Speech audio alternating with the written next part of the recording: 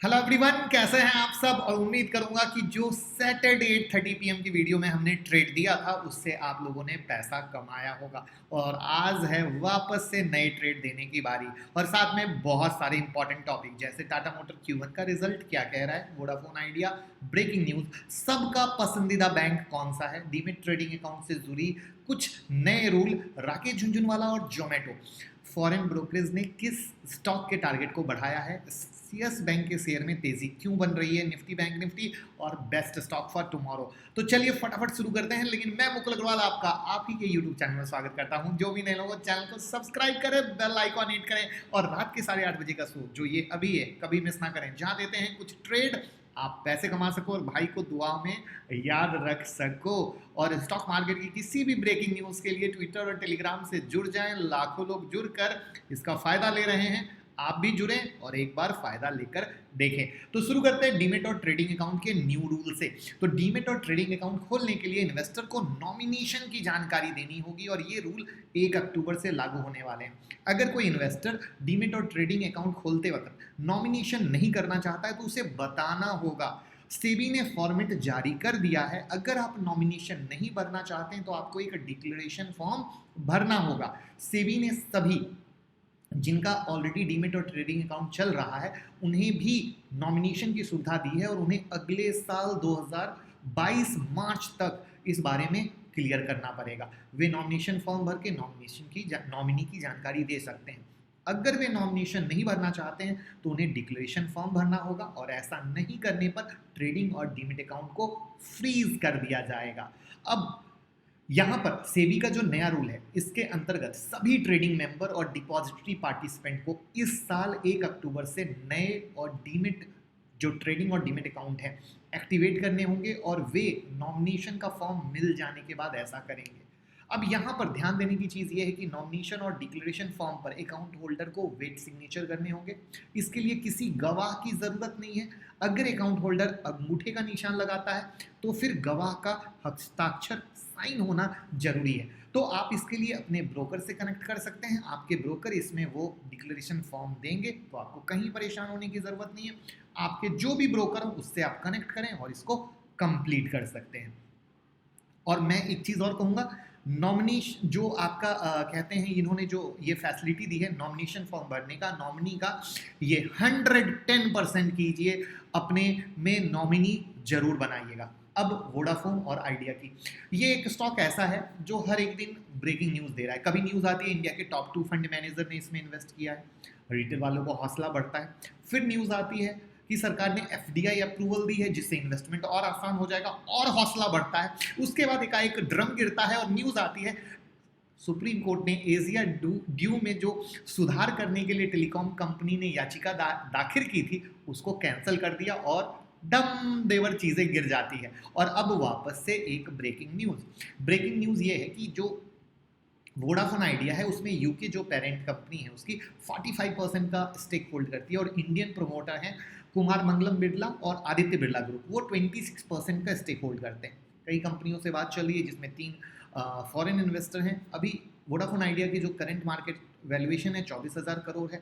अब यहाँ पर 15,000 करोड़ इन्हें जुटाने हैं, तो अगर डील होती है तो वहाँ पर ये अपना स्टेक जब घटाएंगे तो वोडाफोन ग्रुप की जो होल्डिंग है वो घटकर 28% के करीब हो जाएगी और आदित्य बिरला ग्रुप की घटकर 16.25% के करीब हो जाएगी। तो देखने वाली बात ये होगी कि क्या ऐसा हो पाता है, किस तरीके से हो पाता है, क्योंकि इन्वेस्टर की तो सांसें अटकी हुई है। लेकिन मैं फिर से याद दिलाना चाहूँगा, इसमें किसी भी रोज की न्यूज़ से मत टेंशन लें। एक ही टेंशन लें, मैं उतने ही पैसे इन्वेस्ट कर रखा हूँ जितना डूबे तो तकलीफ ना हो। ये शब्द को बस याद रखें तो तकलीफ नहीं होने वाली है। अब बात करते हैं राकेश झुनझुनवाला और जोमेटो की। देखिए, जोमेटो ने धमाकेदार लिस्टिंग दी, लोग बहुत ही जश्न मना रहे हैं, लेकिन राकेश झुनझुनवाला की राय अलग है। अब क्या है मामला, देखिए मुझे ये पता नहीं कि ये टॉपिक आपको कितनी लर्निंग देगा जो मैं अभी आपसे डिस्कस करने वाला हूँ, बट मेरी कोशिश है हमेशा कुछ ना कुछ सीखते रहने की जिससे हम पैसा कमा सकें। सीखना क्यों है, पैसा ही कमाने के लिए तो है। और मुझे बहुत बिग लर्निंग मिली है। तो पहले समझते हैं क्या है कहानी और फिर मुझे क्या लर्निंग मिली। तो एक एक बात को ध्यान से सुनिएगा, फिर मैं आपसे एक सवाल पूछूंगा कि आपको क्या लर्निंग मिली। देखिए, झुनझुनवाला ने क्या कहा, मैं क्या खरीदता हूँ ये बहुत ही इंपॉर्टेंट बात है। लेकिन उससे ज़्यादा इंपॉर्टेंट बात यह है कि मैं किस प्राइस पे खरीदता हूँ। जो जोमेटो की वैल्यूएशन है 99,000 करोड़ हो जाए, टेस्ला की वैल्यूएशन 600 अरब डॉलर हो जाए, मुझे कोई फ़र्क नहीं पड़ता है। मैं इन शेयर को खरीदने नहीं जा रहा हूँ। देखिए, एक बड़ी प्यारी सी उन्होंने लाइन बोली, शहर में बहुत सारी पार्टी होती है, हर पार्टी में उनके लिए जाना ज़रूरी नहीं है, क्योंकि खुमार जो है ना अगले दिन उतरता है। उन्होंने कम शब्दों में काफ़ी बड़ी बात बोली। अब मेरे लिए लर्निंग क्या थी? मेरे लिए लर्निंग एक सिंपल सी है, जिसकी वैल्यूएशन ना समझ में आए, जिसका बिजनेस ना समझ में आए, वहाँ इन्वेस्ट ही ना करें। अब मैं तो हमेशा इस बात को फॉलो करता हूँ, जिसके कारण शायद अदानी ग्रुप है, वो बहुत अच्छा रिटर्न दिया है, आप लोगों ने भी बहुत अच्छा पैसा कमाया, बट मैंने कभी इन्वेस्ट नहीं किया। करेक्ट है? तो आपको क्या लगता है, क्या ये सही है? क्या बिजनेस को समझ के, उसकी वैल्यूएशन को समझ के इन्वेस्ट करना चाहिए? आपको क्या लगता है? क्या आपको कुछ लर्निंग मिली? तो कमेंट बॉक्स में ज़रूर बताइएगा। अब बात करते हैं सबके पसंदीदा बैंक की। आईसीआईसी बैंक का Q1 में परफॉर्मेंस ज़बरदस्त रहा। बैंक के मुनाफे में 78% का उछाल है। जो इंटरेस्ट से इनकम है उसमें 18% का उछाल है। पिछले 26 तिमाही में बैंक का नेट इंटरेस्ट मार्जिन सबसे बेस्ट रहा। प्रोविजनिंग में कमी आई है। तो ये सारे वो फैक्टर हैं जो बहुत अच्छे हैं। यहाँ पर आईसीआईसी बैंक के बारे में मैंने कितनी बार वीडियो बनाई, काउंटिंग नहीं है, मैं लास्ट में स्क्रीन शेयर करके आपको दिखा दूंगा, प्रूफ दिखा दूंगा। लेकिन एक चीज़ ये जान लीजिए कि मैं जब आप लोगों के पोर्टफोलियो चेक करता हूँ, क्योंकि एक स्मॉल फी लेके मैं पोर्टफोलियो बनाता हूँ, हर लोगों के पोर्टफोलियो में आईसीआईसी बैंक ज़रूर दिलवाया है। मैंने हमेशा कहा अगर पास का ग्रोथ देखना है तो आईसीआईसी बैंक से बेस्ट बैंक कोई नहीं है, और लॉन्ग टर्म ग्रोथ देखना है तो एचडीएफसी बैंक से अच्छा कोई बैंक नहीं है। वहाँ पर आईसीआईसी बैंक बहुत ही बेहतरीन चलकर आपको रिटर्न दे रहा है, जिसमें हमने एक वीडियो कवर की थी किस तरीके से ये डिजिटल पे फोकस कर रहे हैं, क्या बेहतरीन चीज़ एक से एक टेक्नोलॉजी लेके आ रहे हैं, जिसका रिजल्ट साफ साफ दिख रहा है। मैंने कहा जब कंपनी से दोस्ती करते हैं ना, तो कंपनी क्या कह रही है और जो कहती है क्या उसको रियलिटी में करती है, बस वो करती जाती है ना, तो हमारा विश्वास दोगुना चौगुना छगुना 8 गुना होता चला जाता है और हमें पता है कि वो रिटर्न देता रहेगा। बिल्कुल आईसीआईसी बैंक के साथ यही कहानी है। तो जैसा कि मैंने प्रॉमिस किया था, ये मैं लास्ट में जब आपको बेस्ट स्टॉक दूंगा तब मैं आईसीआईसी बैंक का वो दिखाऊंगा, अभी फ्लो नहीं तोड़ने वाला हूँ आप लोगों का। अब कुछ फॉरेन ब्रोकरेज ने कुछ स्टॉक्स के टारगेट को बढ़ाया है। अब ध्यान से समझिए, जो मेरा पर्सनल एक्सपीरियंस है ना, जब भी फॉरेन ब्रोकरेज किसी स्टॉक के टारगेट को बढ़ाते हैं तो ये न्यूज को सुन के कभी भी वो स्टॉक में इन्वेस्ट मत कीजिए, इंतज़ार कीजिए किसी ब्रेकआउट का, किसी चार्ट के गेम का। तो वहाँ पे मेरा पर्सनल एक्सपीरियंस है, अगर चार्ट वहाँ पे अलाउ करते हैं तो वो दोनों का डेडली कॉम्बिनेशन बन के पैसा बनता है। लेकिन अगर आपने सिर्फ एक न्यूज़ सुनी कि फॉरेन ब्रोकरेज ने किसी स्टॉक के प्राइस का टारगेट बढ़ा दिया है और आप दौड़ के बाय कर रहे हैं, बिगेस्ट मिस्टेक कर रहे हैं। क्या किसी ने ऐसा एक्सपीरियंस किया है? मैं चाहूँगा कमेंट बॉक्स में ज़रूर बताएं, जिससे हमारे सारी फैमिली मेंबर को सीखने को मिले कि यस जो कह रहे हैं वो प्रैक्टिकली सही है। तो अभी कौन कौन से स्टॉक हैं जिनके टारगेट बढ़ाए गए हैं? उसमें है UltraTech, HDFC life, ICICI Lombard, Havells, Justdial, Asian paint, ACC, Nippon life India asset management, United Breweries, ICICI bank, Federal bank, Ambuja cement. अब ये स्टॉक क्या हो गए? आपके रडार पे हो गए। अब यहाँ पर जहाँ जहाँ चार्ट के ब्रेकआउट होते जाते हैं, आपको ये न्यूज़ का कॉम्बो फैक्टर करेगा और वो आपको पैसा देगा, यानी वो चार्ट डबल पावर के साथ भाग सकता है। तो कौन से स्टॉक ब्रेकआउट पे हैं आपको बताना है ट्विटर हैंडल पे, देखते हैं कौन कौन सही पकड़ते हैं। अब बात करते हैं यस बैंक की। यस बैंक के शेयर में तेजी क्यों? देखिए, बैंक की पहली तिमाही में अच्छी बढ़त देखने को मिली और उसके बाद यस बैंक के टॉप एग्जीक्यूटिव से खबर आई कि हम अपनी समस्याओं को पीछे छोड़कर बैंक के ग्रोथ पर फोकस कर रहे हैं और पुरानी समस्या से बेहतर निपटे हैं और आगे आने वाले समय में बैंक के बिजनेस में आपको सुधार दिखेगा। अब जो ये मुनाफा आया है ना, इसको हम आगे भी बढ़ाएंगे, अब हम वापस लॉस में नहीं जाने देंगे। और इसकी रीज़न क्या है? लोन में रिकवरी हुई है, ज़्यादा से ज़्यादा इन लोगों ने लोन दिया है, बैंक का प्रदर्शन बहुत सुधरा है। अब यहाँ पे मुद्दा क्या आता है इन्वेस्टर के लिए? क्या ऐसी चीज़ को देखकर यस बैंक को तुरंत ले लें? क्या तुरंत में यस बैंक कुछ कारनामा कर देगा? देखिए, मैंने यस बैंक के बारे में एक ही चीज़ कही है, यस बैंक धीरे धीरे सुधरेगा, रातों रात कुछ नहीं होगा। वहाँ पे इसे 5 से 10 साल का वक्त दीजिए। और नीचे के प्राइस में अभी एक अच्छी न्यूज़ है, आप ऊपर देख रहे हैं, वापस से कुछ बुरी न्यूज़ आएगी, गिर जाएगी, तो बस उसमें भी उतना ही इन्वेस्ट करें जितना पैसा आपको तकलीफ ना दे, और 5-10 साल के लिए छोड़ दीजिए। हर दिन अच्छी बुरी न्यूज़ यस बैंक में आती ही रहती है, तो हर दिन अच्छी बुरी न्यूज़ से आप इन्फ्लुएंस होंगे तो कहीं ना कहीं हो सकता है पोजीशन को काट के निकल जाए। तो बेहतर रहेगा बस उतना ले जिससे तकलीफ ना हो और रातों रात कुछ चमत्कार नहीं होगा, बट हाँ 5 साल के बाद कुछ ना कुछ अच्छा ज़रूर दिखेगा। अब बात करते हैं टाटा मोटर्स Q1 रिजल्ट के बारे में। टाटा मोटर्स ने आज अपने फाइनेंशियल ईयर 2020-21 के फर्स्ट क्वार्टर के रिजल्ट दे दिए। जून क्वार्टर में क्या हुआ है, कंपनी का घाटा कम होकर, लॉस कम होकर 4,450.92 करोड़ पर आ गया, जबकि फाइनेंशियल ईयर 2020-21 के फर्स्ट क्वार्टर में 8,437.99 करोड़ था, यानी कम हुआ है। Very good signal.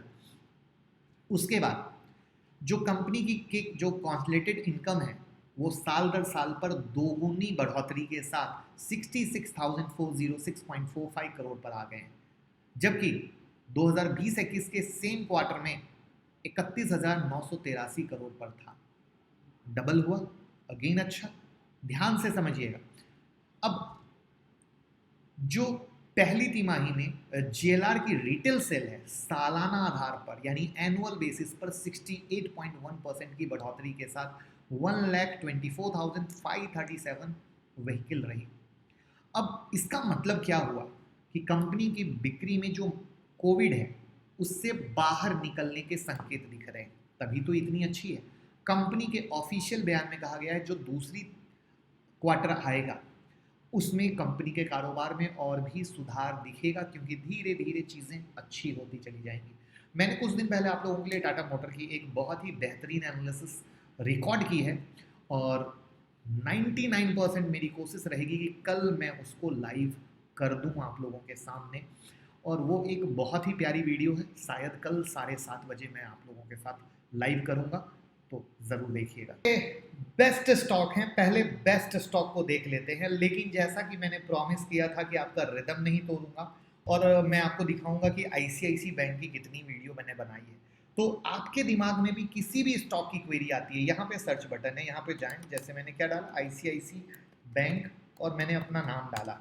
अब देखिए ICICI बैंक के बारे में कितनी वीडियो बनाई है आपके सामने, तो आपको पता चल जाएगा कि किस तरीके से, किस रेट से कितनी बार ICICI बैंक हमने आपको दिलवाया है, जहां पे हर बार ICICI वर्सेस HDFC किया, 1 साल पहले भी, 3 मंथ पहले भी, वहां पे भी सेम कहानी थी जो आज मैंने बताई कि अगर आप पास का देख रहे हो 2 से 3 साल ICICI बैंक बेस्ट, और क्यों कैसे पूरी डिटेल एक एक प्रूफ के साथ है। और अब बात करते हैं निफ्टी, बैंक निफ्टी और कल के बेहतरीन स्टॉक। लेकिन हमारा परिवार बढ़ रहा है और मेरी जिम्मेदारी है आपको विश्वास दिलाना कि क्यों आप मेरे लेवल पर ट्रेड करो। तो जो मैंने कहा कि ट्विटर और टेलीग्राम से जुड़ जाएं, तो पहले देखते हैं ट्विटर पे ऐसा मैंने क्या दिया जो आपके लिए फ़ायदेमंद है। सुबह सुबह ब्रेकिंग न्यूज़ मैंने यहाँ पर डाल दी, एक अच्छा मोटिवेशन डाल दिया, ग्लोबल इंडाइसेस क्या है वो डाल दिया, ICICI बैंक का चार्ट डाल दिया, उसके बाद किसी ने ICIL जो हमारा ट्रेड था उसमें किसी ने पैसा कमाया वो अपडेट है, किस तरीके से इंटेलेक्ट डिज़ाइन का हमने जो चार्ट शेयर किया था उसमें किस तरीके से पैसा बना वो है, कैपलिन पॉइंट जो हमने दिया था 800 के ऊपर फट गया, किसी ने पैसा कमाया, किसी ने पैसा कमाया, अगेन किसी ने पैसा कमाया, अगेन किसी ने पैसा कमाया, अगेन किसी ने पैसा कमाया, अगेन किसी ने पैसा कमाया, अगेन किसी ने पैसा कमाया, किसी ने पैसा कमाया। तो आपके सामने प्रूफ है, लोग कमा रहे हैं और आप भी कमा सकते हैं, और ये सिर्फ और सिर्फ आपके लिए दे रहे हैं कि आपको पैसा कमाना है। उसके बाद इंडिया बुल हाउसिंग उसमें पैसा बना, उसके बाद किस तरीके से आपके लिए कुछ इन्फॉर्मेशन लाते हैं, अगेन किसी ने पैसा कमाया, अगेन किसी ने जो ICICI दिया था उसमें पैसा कमाया। तत्व चिंतन का अलॉटमेंट आप कहाँ से चेक कर सकते थे, उसकी लिंक लगा दी। और दिल लगाने से अच्छा है पैसे का पौधा लगाएं, ये घाव नहीं बुढ़ापे पे छाव देगा। तो ये आपको सोचना है आप क्या कर रहे हैं। साथ में एक शॉर्ट वीडियो हमने डाली, किस तरह के लॉस आपको होते हैं और किस तरीके से बच सकते हैं वो हमने शेयर किया। 50 रुपए से नीचे के शेयर कौन से हैं उसके बारे में हमने आपको बताया। अगेन किसी ने आईसीआईसी बैंक में पैसा कमाया। तो कहने का मकसद है जो आईसीआईएल है 210 के ऊपर 254 चला गया, कैपलिन पॉइंट 800 के ऊपर 950 चला गया, फ्लोरोसेम 1200 रुपए से दिला रखा है 1731 हो गया, तत्व चिंतन का अपडेट कर दिया। तो इस तरीके से कहने का मकसद और मुद्दा ये है कि भाई कोशिश है दिल से आप कमाओ कमाओ और दुआ में भाई को याद रखो। और जिन्होंने लाइक का बटन नहीं दबाया है पहले फटाफट लाइक का बटन दबा दीजिए, तो कल मुनाफा होगा दोगुना तिगुना। यस बिल्कुल, लाइक का बटन यानी प्रॉफिट। अब यहाँ पर बात करते हैं निफ्टी की, वही कहानी जो वीकेंड में हमने डिस्कस की थी सैटरडे की वीडियो में। ऊपर का लेवल से बार बार गिर रहा है और नीचे के लेवल से सपोर्ट लेके जा रहा है। इसका मतलब निफ्टी बैंक निफ्टी में वो गर्माहट नहीं है जिससे वो रोज पैसा देता था, एक रेंज में। 824 की क्लोजिंग है, 755 का मेरा old support as it is valid, ऊपर में 967 का resistance as it is valid. उससे ज़्यादा टेंशन लीजिए मत, कुछ होगा मैं टेलीग्राम ट्विटर में अपडेट कर देगा। बाकी लेवल आपके सामने है जिससे आपको परेशानी नहीं लेनी है, और हर रात के 8:30 बजे मैं हर अपडेट आपके साथ देता रहेगा। उसके बाद बैंक निफ्टी की बात करें, बैंक निफ्टी में जो सपोर्ट है 34,400 का है, जिस सपोर्ट से ये ऊपर गया। अभी ये बीच में लटका हुआ है तो कुछ मत कीजिए, और ऊपर में जो इसके रेजिस्टेंस है दूर है, कुछ मत कीजिए। एकदम सिंपल सी कहानी, भाव भगवान छे।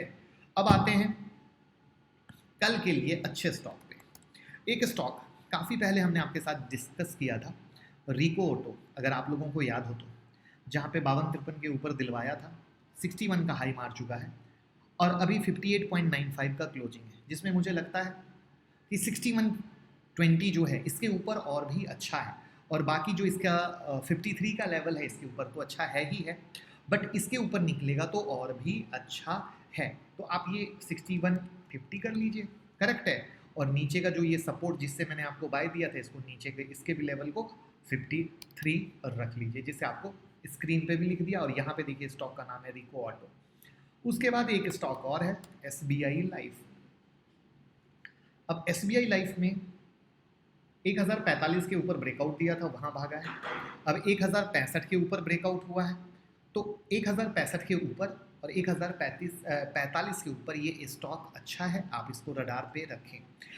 अब नेक्स्ट स्टॉक है MFSL, मैक्स फाइनेंशियल सर्विसेज, जहाँ पर इसमें 1095 के ऊपर ब्रेकआउट हुआ है, तो आप 1095 के ऊपर ये जब तक है अच्छा है। स्क्रीन पे लिखा हुआ है, नाम यहाँ पे स्टॉक का दिखता है, पूरा फोकस करें। सिस लिमिटेड, ये वो स्टॉक है जिसको 485 के ऊपर हमने आपको दिलवाया था, अच्छा चल रहा है। और अब इसमें आप अपने लिए 535 का लेवल नोट करके रखें कि 535 के ऊपर चलेगा तो अच्छा चलेगा। अब एक चीज़ गौर करो कि अच्छे स्टॉक आपको मौका और चौका देते रहते हैं, कैसे वो दिखाना मैं भूल गया। ये देखिए, अच्छा सपोर्ट बनेगा तो मार्केट यहाँ से ब्रेकआउट हुआ था, ऊपर भी गया, वापस नीचे आया, वापस ऊपर गया। और इस चीज़ के लिए एक चीज़ जान लीजिए कि जो मैंने फ्री टेक्निकल एनालिसिस की प्लेलिस्ट बनाई है उसको ज़रूर देखें। उसको देखने के बाद entry, stop loss, target, profit booking, trailing stop loss, swing trading है, इंट्राडे ट्रेडिंग है, कंफर्मेशन कैसे लेते हैं, मेक और ब्रेक कैसे खेलते हैं, सब क्लियर हो जाएगा। वो प्लेलिस्ट सिर्फ आपके लिए बनाई है। यहाँ पे आपको चैनल में प्लेलिस्ट के अंदर जाना है और उस वीडियो को देख के दिमाग में सेट कर लेना है। नेक्स्ट स्टॉक है नौसिल। किस रेट से नौसिल दिलवाया है ज़रूर कमेंट बॉक्स में बताएं। लुक हेयर, 237 के ऊपर से पकड़े हुए हैं, आराम से 271 तक आ चुका है, यानी अब वापस से इसमें 272 के ऊपर में वापस से न्यू होगा। बट ऑलरेडी जिनका पकड़ा हुआ हो मजे लेते रहें। नेक्स्ट स्टॉक है टाटा कॉफ़ी, जिसके बारे में हमने ट्विटर पे डाला भी था कि कॉफ़ी के कारण इसके प्राइसेस बढ़ रहे हैं, और वहाँ पर 210 के ऊपर में ये अच्छा था, 210 के ऊपर में निकला है, तो कीप आइज ऑन, जिससे कि आप पूरा फ़ायदा ले सकें। बाकी तो 195 के ऊपर में ये ऑलरेडी ब्रेकआउट देकर आप लोगों को मज़ा दे ही रहा है, बशर्ते अगर आप पेपर में लेवल नोट करेंगे लोगों की तरह तो आपको पूरा फ़ायदा हो पाएगा। एक स्टॉक है सिप्ला का, जहाँ पे सिप्ला में मेरी नज़र में 945 का अच्छा लेवल है मेक और ब्रेक के तौर पे, यानी 945 का सपोर्ट होल्ड करता है तो ऊपर, और 945 का टूट गया तो नीचे।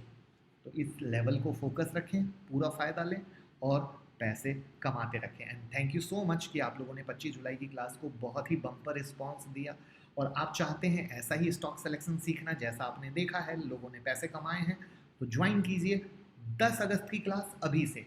पूछिए अभी से क्यों? अभी से सीट बुक करेंगे स्टडी मटेरियल मिलेगा, अभी से सीट बुक करेंगे बेसिक की वीडियो मिलेगी। तो जो भी हाउसवाइफ हैं, जो भी बिगनर हैं, वो पढ़ लिख के समझ के एक लंबा टाइम से मेहनत करके 10 तारीख की जब क्लास में आएंगे तो मेरे से 1 to 1 कर पाएंगे।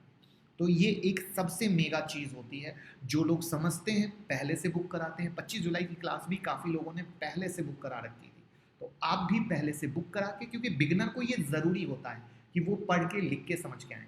और स्टॉक सिलेक्शन जो कि आप ही देख रहे हैं मक्खन की तरह पैसा बनता है, और प्रॉफिट बुकिंग जो कि मैक्सिमम ट्रेडर की प्रॉब्लम है कि प्रॉफिट बुकिंग कहाँ करें वो नहीं समझ पाते हैं। तो ये सब एक बहुत बेहतरीन कॉम्बिनेशन मिलेगा बेस्ट मेंटरशिप प्रोग्राम के साथ।